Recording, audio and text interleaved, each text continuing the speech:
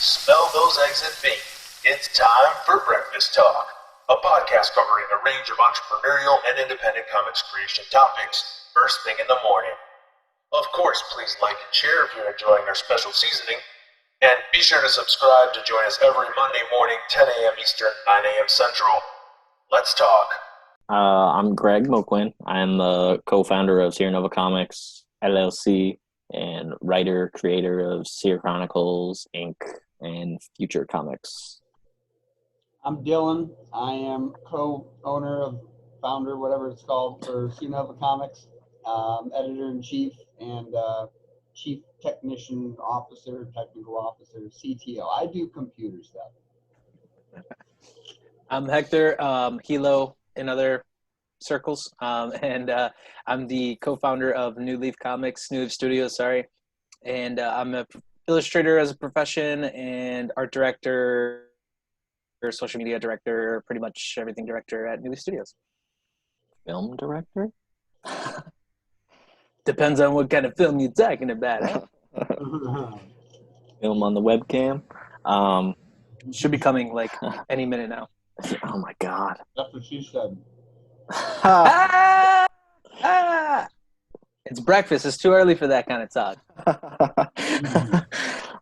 Before too late. Yeah. How do you like your eggs in the morning, sweetheart? Sizzling. I like mine hard boiled. Deviled? I don't like deviled eggs. I don't like deviled eggs. You go to hell. You go to hell, you die. Soundbite. What's today's topic? Today's topic is working 9 to 5 while creating, which, you know, some people have to do that, like me. Though it's not a 9 to 5 job, but, you know. I think most people probably have to do that. Yeah. Yeah. Well, Kind there's of some for lucky me. people, like, you know, yeah, see? Yeah. So that's why there's, you know, we're going to dive into that. So, I do work a job, but it just has to do with the just happens field to that be I'm already, that I'm interested in. My hobby and my job are one and the same, I guess. Yeah, well, I want to do that. So we're going to dive into it. Okay. Let's go. Okay. So probably me first, since, you know, I still have a job working 9 to 5, and then we'll probably, you know, go on to YouTube because, you know, Dillon just was able to be free from a job. So, you know. And broke too. It's pretty awesome. So, yeah. So we can, you know, downsides and the upsides of it all. Well, I get a paycheck every week. Some people can get them bi-weekly. That's always nice. Yeah. But I don't want to go to that job. So, yeah. Well, so you've encapsulated the entire conversation into just such simple terms. I know, right? Usually I have to like spell it out longer. Yeah, so I can, for me personally, I can actually like create at work, just the job that I have. But most people I know like can't. Like there's like a guy that's actually trying to join like our meetings, and he can't because he's a manager at like this like Walmart or something, whatever it is, and he doesn't have as much time as some other people do. So like there's a whole time management aspect to it. You know what's funny is when I did work 9 to 5, I wanted a job like how you have, like where I could just like, I'm working, but I could just draw the whole time. And so like I'm kind of envious of that scenario that it never happened for me, like while I was coming up. Yeah, like it's cool that I can get paid for still working on our business stuff. Though maybe they don't know that I did that, but it's I guess they do now, Craig. No, but it's like all I do is write and look at cameras. So yeah, that's what I do. But some people don't even have the luxury of doing that because they're actually at like a job that, you know, you have to be like running around like 24/7, not 24/7, but during an 8-hour shift or 12-hour shift, whatever it is. So, most definitely. Then maybe I actually have the best example. Go for it. So yeah, I used to work as an engineer, so I worked 8 hours a day, 5 days a week, and I was trying to build a marketing company the whole time, as well as eventually working on this comic book company. And so I had to, separate a lot of time for working on this, and I couldn't do it at work. So that's one of those, that's just keeping track of what you're doing all day long so you know you're effective. So I'd say one really important thing to know is that your brain can separate energy levels for different tasks. You ever notice like you could be super tired and then like the boys come over and you're all jacked, right? It's time to play football, watch football, play Madden, whatever, like you're about to have fun, is because your brain has a certain capacity to spend at various task levels. Oh, yeah. And so if you can get good at distinguishing the difference between work mode and my fun creative mode, you can have an exorbitant amount of extra energy that you didn't know you had. So I not only did I work a 9 to 5, I also did 6 hours of martial arts a week, and I ended up that was very loud. Great, nice. Whoop. Yeah, so I did 6 hours of martial arts a week, and I was working on my business. And my business was like, doing web development where I'd have to spend several hours a day. And I was still reading a massive amount of books and taking online courses all at the same time. And basically all I did was figure out what I was doing throughout the day by tracking my time with an app called A Time Logger 2. And so I used to, I still try to, I'm not as cutthroat as I was when I was still working my 9 to 5. Honestly, I was probably more productive in my time outside the 9 to 5 when I had a 9 to 5 because I knew I had a limited window. Right. And so now, coincidentally, like, see, I'm wearing a polo. Like, I started dressing like I'm going to actual work to do my job, now, so that I'm in a mindset where I'm like, yeah, it's time to kick ass. Yep. Because even that's called that's actually like a psychological trick called the showtime effect, where just by dressing a certain way, your brain knows what that means, especially if you've been doing it for a long time. So a lot of people that are at home working now and they're working in their PJs, most of them are not working as effectively. But if they put on a suit, even if no one's around, suddenly they're in work mode. Yep. So, that's the same with creativity, though. It all depends on how you normally are creative. Are you creative normally at the end of the day after you down dressed, or is it right after you get out of work while you're still in your dress clothes, right? Like, so there's things like that you just want to track about yourself and figure out, when am I most effective? If you need to wake up earlier, do it in the morning before work. That's another idea. 100%. I wanted to go to the gym, but I noticed that my willpower from work depleted my willpower for the gym. It didn't deplete my willpower for reading or taking online courses, but specifically to go to the gym and run and weightlift, it was gone. So then I woke up at 4:30 in the morning, and that's when I used to go to the gym. Then I would go to work, and yet I still had energy when I came home to read and do these other things because it was a different bucket, right? And so for some people, like, there's the family bucket, there's the work bucket, there's the creative bucket, and typically those aren't the same buckets. So if you set time aside, so like you get home from work, and like say you hang out with your family for an hour or 2 hours, and then it's crunch time for work, and then maybe you say goodnight to everyone, you can really become hyper efficient at being creative, and not only that, when you get into a rhythm and a routine where after I'm done hanging with family, it's creative time, and you do that long enough, like even just a couple of weeks, for some people it's just a couple of days, you can get super productive in those modes, which is kind of what happened to me. Like, because I had martial arts after work, it wasn't right after work, it was a couple hours after work. So I got home and I knew, I only have this much of a window to take an online course and read if I'm trying to advance something or work on a client's project before I have to go to martial arts.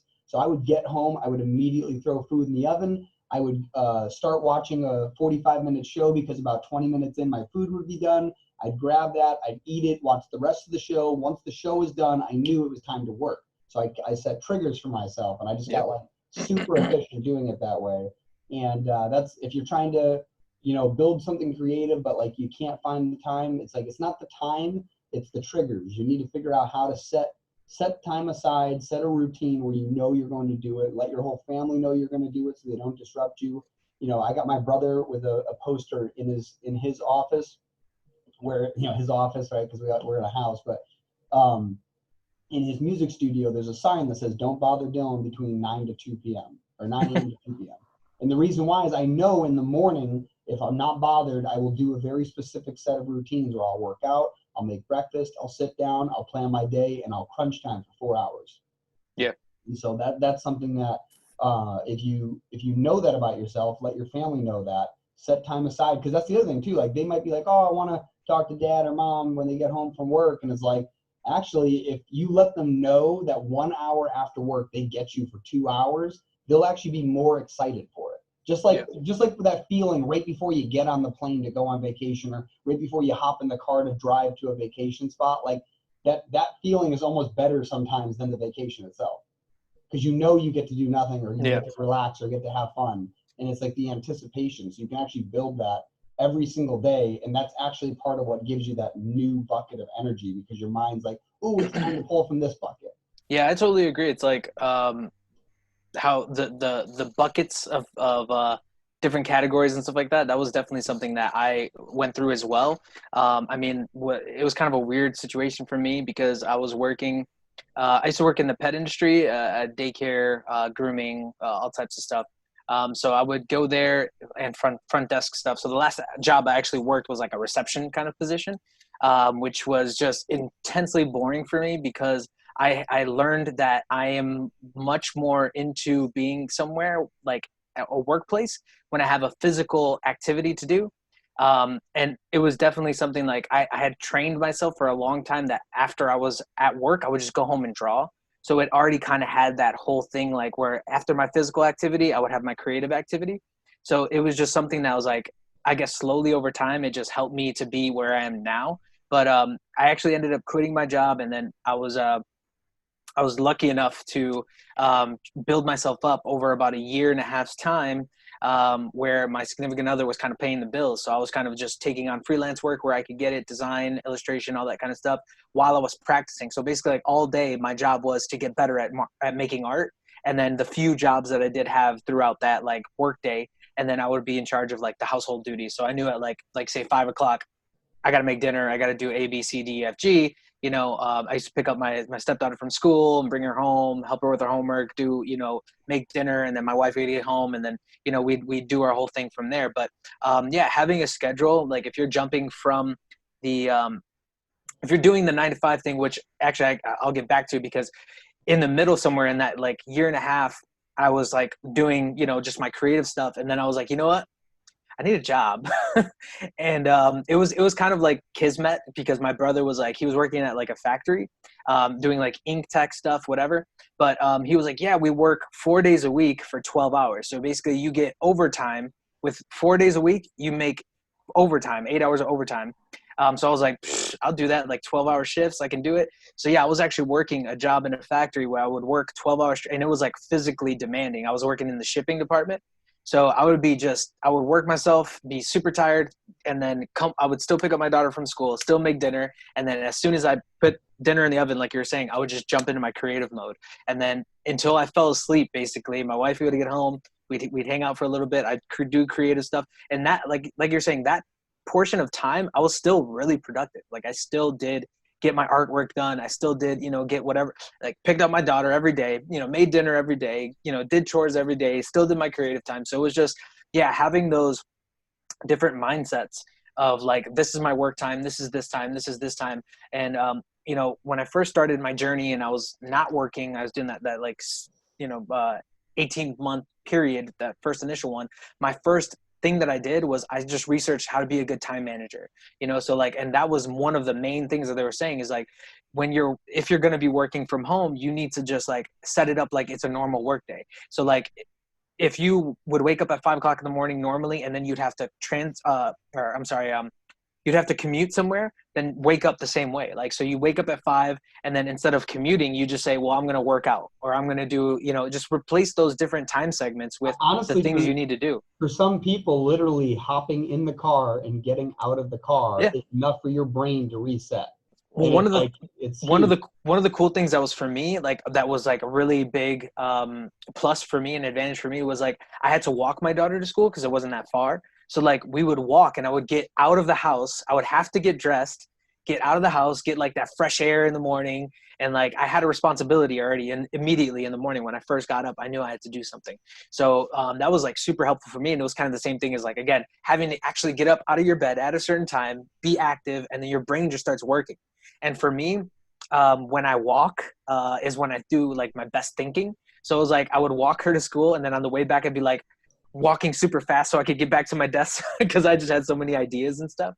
But yeah, like transitioning or doing the 9 to 5 and then doing the creative thing, it is a tough thing. So I'm not gonna like downgrade it or say like it's not tough, but it's not impossible. And I think there's too many people that say like, because I have this 9 to 5, I can't do this. And it's like, no, you really can. You just have to have the mental like willpower to set yourself up in a positive way, hit those tasks and be task oriented. I would say one thing too about the willpower, because a lot of people, then what happens is they go, I guess I'm just weak willed, right? But right. I would say that coincidentally, like I do more work now. However, when I had a 9 to 5, my 4 hours after that were more productive than a 4-hour time zone now. Right. Like it takes me 6 hours to do what I used to do in 4 because I knew that I had a limited time schedule.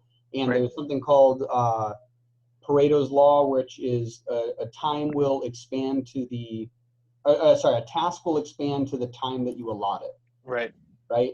And so if you don't have a due date on something, that's usually what happens, right? For me, I set a goal and then I had a due date of completing a task, as opposed to like an arbitrary thing, like make a comic, right? It should be like create 1 page by the end by of this day. Yeah. Yeah. Yeah, absolutely. Or by the end of the month, however long it takes you. But the point is you want to have a due date for those things and then make it so that you have a limited time you're allowed to work on it.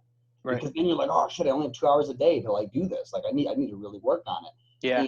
That level of discomfort kind of like focuses you on and so it's not so much task. Utilizing your willpower as it is understanding you have limited willpower and to set your day up as to not empty that or deplete it. Like that's why like Steve Jobs or Mark Zuckerberg, they wear the same exact clothes every day because the decisions they have to make during the day are so mentally tasking that if they had to decide what pants and what shirt to wear, it would actually deplete them from a very important, potentially billion-dollar decision in the future. Yeah, and I think the willpower, more or less, and especially in the context I was talking about, was just the will to start doing it. You know what I mean? Like the will to like say, I'm gonna climb, I'm gonna climb over that thought, thought wall that I can't do this. Yeah, know when your willpower is the highest and utilize it when you have it. Like there's I've heard this saying before, like when you finally get inspiration or motivation, act immediately. Don't wait. Don't be like, oh, I'm so excited. Tomorrow's going to be awesome. No.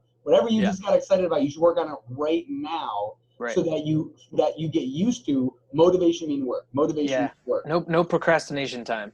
And one of the things too that like when I first started working from home was I like had to be strict with myself and like it sounds weird, but I used to reward myself like first, and I would be like, oh, you know what, I'm gonna do this one activity. Like I'll watch an hour of TV before I get started on my work, and I was like, why am I doing that? Like I literally had to rethink my whole process and be like, no, any of the things I want to do, like I'm like really like I have an urge to do them, I'm gonna put them last on my list, so that way I have to get through my whole day to get those rewards. Or like I used to space them out throughout time, like.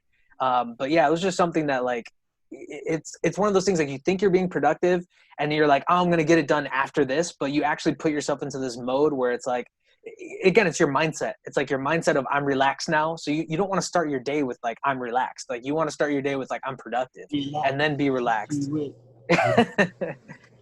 Yeah. At work, I have 4 hours. I was actually counting how many hours I am productive like on this business when I'm at work every day that I'm there. And it's actually 4 hours because I got 2 times I got to walk around the building and it doesn't take an hour to do that. They'll think that it takes an hour. It's not the biggest building in the world. And also this one floor is like really creepy. So I like run the entire time. But that's a story right there. Yeah. So there was a point like in the beginning of this year from January to early March that I barely did anything. and it's because like January was like burnt out from just like the holidays, which I don't understand how that could be like a thing, but that is a thing for some people. And also like I was trying to do a bunch of stuff during December while it was supposed to be our time like we were gone from social media and everything. So we were supposed to be working on like a bunch of different things, but then like Dylan was like busy like, you know, with his family and actually, you know, hanging out with his family. So Yeah, I'm sure the holiday aspect of yeah. when you decided to do it was kind of like you Yeah. kind of cut into your productivity time with family time. Yeah. So like not to get completely off topic of that, but like yeah, we're planning on doing that again, but December I'm not going to actually like do anything. I'll do like certain things, but I won't do like what I did last year because like it didn't work. So like torture yourself. yeah. So I'll just like relax compared I to know you, like Greg. I am you. but yeah, at work, I was like Showtime was like free for like a little while in like Yeah. April or something, so I got to rewatch Dexter fully, and then it actually was like helping me because not to be a serial killer. It was helping me because I was about to write a serial killer comic, so Yeah. I was technically it was like research in a way. Yeah. And then I watched stuff on the on demand or whatever that's serial killer related for that. But yeah, so anytime I had an idea, because I actually get ideas while walking around. So when I'm walking around the building, actually like I have my phone on me, so like I'm writing in my notes app or whatever. So I was like, oh shit, that's like a really good idea. But yeah, so there's like a positive to like working 9 to 5 and then doing your like thing on the side. But Sure. what I want to do is like what you guys actually get to do is I get to stay at home and work on it. Yeah. And I already know I will buy like a whiteboard that Dylan has in the background. Like I will actually buy a whiteboard and I'll like mine's over write there. stuff down. Yeah, I'll actually write stuff down and put it on a wall somewhere if I'm still Yeah. in this apartment because I am planning to like leave the 9 to 5 type thing overnight shift whatever to just do this because that's what I want to do. But Well, yeah, right now it's like I said, I do work, you know, but it's obviously just way more flexible. And especially because they're on the other side of the world, so yeah, their time like delay is quite different. They're actually a day ahead of us, but they're 7 hours behind us in terms of time. So it's like, yeah, it's a weird thing to keep track of, but yeah. So for me, right now especially, my thing is just staying productive with every single opportunity that I have to be productive. So I took on and I make a lot of projects for myself. I make a lot of things. I make a lot of goals. I fill out my calendar like every 2 weeks. I try to like update it, fill it out, plan out things and things like that. So it's just always keeping that mindset of productivity. Like I have something to do. Because when you work for yourself, especially like it can get to this point where you get too comfortable, you know, and that's part of what I think you were talking about with the clothing stuff. Cause I definitely, yeah, I feel that way too. Like, and it's kind of triggering that level of like you're already conditioned from going to school from like, you know what I mean? Like you're already conditioned previously that you have to get up and do stuff like as you start your day. So like if you start your day and you put on clothes, you're already conditioned in that mindset of like, I guess discomfort, but like general discomfort of just having to do something. Like, so yeah, for me, that was part of it too, was like getting myself up and ready. I couldn't be in my pajamas. Now I'm like, okay with like being in shorts or something like that when I work. But yeah, at the beginning for sure, if I didn't get up and like take myself seriously, it wasn't going to be a productive day. yeah. When I like I said, actually like alarms, like days that I don't really need to do anything after I get up, like for the day before I have to go back to work. So let's say tomorrow morning, I can get up at 1 or 2 p.m. because I work overnights. Once that alarm like hits, I get up and I don't like do anything.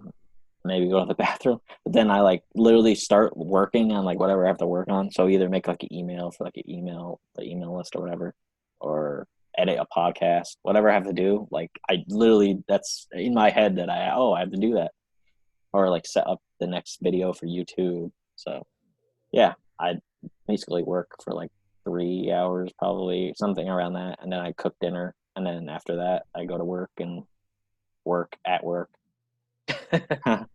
It never ends. Yeah.